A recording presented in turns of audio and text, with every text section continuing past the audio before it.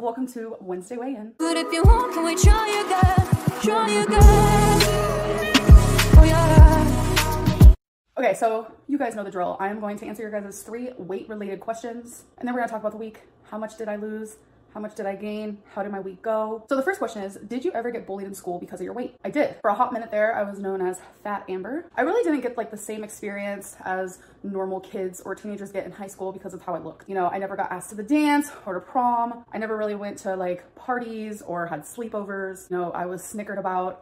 There was this thing that happened actually when I was in 5th grade. These girls would sneeze every time I walked by them, and they would say, "Oh, sorry, I'm allergic to fat." I was always the ugly friend and always the fat friend. I think it was hard being in school and growing up because of that. Like I remember in 6th grade, we went to a field trip to a water park, and I literally wore a shirt and like these long shorts while everyone else around me was in a bathing suit. Even at a young age, I still had really thick legs. I never had normal sized calves at all, and I would be torn apart by people because of how my legs looked. There were a few times where I went into the bathroom in middle school, and on the bathroom stall it said like, "Amberlynn is a fat ass." I've always been bullied, discriminated against, fat shamed because of my weight. But I think the most frustrating part of it all is all these guys in high school would give me no time of day. They wouldn't look at me, they wouldn't talk to me. But yeah, when we got out of high school, they would hit me up on social media. Like, "I always had a crush on you." It's just like, really? You don't want to like make it known that you like the fat chick? Like at the time, all those things seriously bother me. But now as a 30-year-old woman, I'm just like, what the hell ever. I firmly believe that if you could make fun of someone's appearance, such as like how big they are, then you're kind of just like a pathetic human being. Next question is, are you scared of loose skin once you lose more weight? I used to be so afraid of loose skin, like terrified. And now I want loose skin. Like I want to embrace it, because loose skin just means that I put in a lot of hard work and I did the damn thing. Like loose skin to me is like a trophy.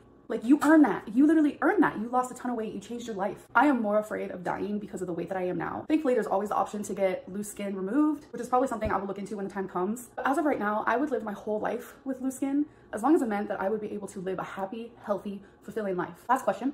What is the biggest emotional change you have noticed with your weight loss? So when I read this question, I don't know if I'm gonna be answering this right, but when I read this question, what I thought of was how I'm a very emotional person. And when I have so many emotions, especially like negative ones or sad ones or like out of loneliness, I would always turn to food for comfort. It seemed like nothing else could comfort me the way that food did. And that's the reason why I am the way I am. So now that I'm not binging and not going to food for comfort, that has been just...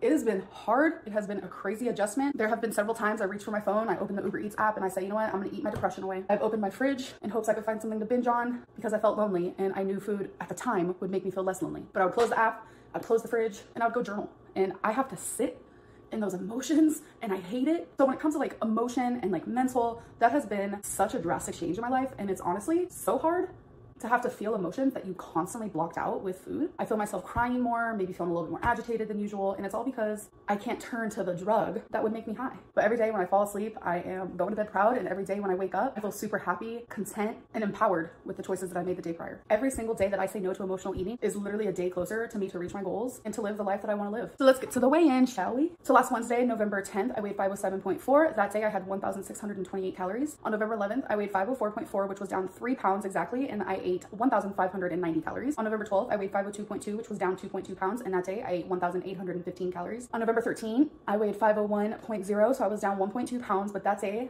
I ate 2,859 calories. So instead of having a cheat day, I did end up having a cheat meal. But what I kind of should have done, I shouldn't have waited till the night to have my cheat meal, because I ended up eating all of my calories for the day, and then I had my cheat meal. It was a bad choice. I actually wasn't thinking clearly. It was more so just like a robotic, like, oh my God, I need food. I feel like if I want to have a cheat meal, then I should really plan my day around it instead of like eating all my calories and then having a cheat meal at the end of the day, because I kind of treated it as a cheat day now that I look at it. So that day is frustrating, but we're gonna put that behind us. The next day, on November 14th, I weighed in at 502.0, which I was up 1 pound from the cheat day / meal. I ate 1,545 calories. The next day, on November 15th, I weighed in at 501.2, which was down 0.8, and I ate 1,871 calories. November 16th, I weighed in at 500.4, which was down 0.8, and I ate 1,465 calories. So as you guys can tell, yesterday, very, very, very close to the 400s. So when I stepped on the scale today, I was like, please, body, listen to me, listen to my soul, listen to my heart, listen to my dreams, and embrace what I want and how hard I've been working. So I stepped on the scale and I weighed in at